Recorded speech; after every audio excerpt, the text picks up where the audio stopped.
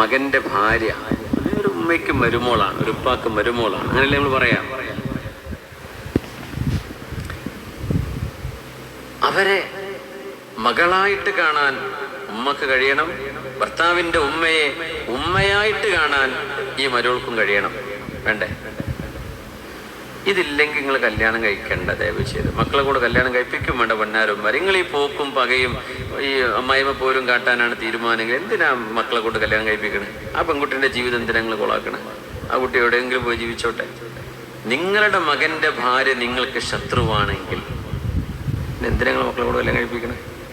ആ കല്യാണത്തിന് വളർച്ച ചോറ് കൊടുക്കണില്ല മനുഷ്യന്മാർക്ക് എന്തിന്? പിന്നെ ഫുള്ള് മരണം വരെ ശത്രുത കാണിച്ച് ജീവിക്കാനോ? ക്ഷമ എന്ന് പറഞ്ഞ സംഗതി ഇല്ല എന്ന് മാത്രമല്ല, സ്വന്തം മരുമക്കളിൽ അവർക്ക് ദുരന്തം വരണം എന്ന് ആഗ്രഹിച്ച് സിഹർ വരെ ചെയ്തിട്ട് തളർത്തിക്കളയുന്ന അമ്മായിമാരുണ്ട് എന്ന് കേട്ട ഞാൻ ഞെട്ടിപ്പോയി.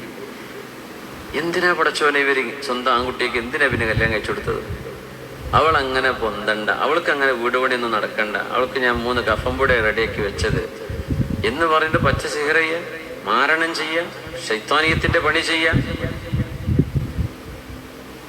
എന്തൊരു കാലം റബ്ബേ. സ്വാബിരീൻ. കുടുംബ വിഷയങ്ങളിൽ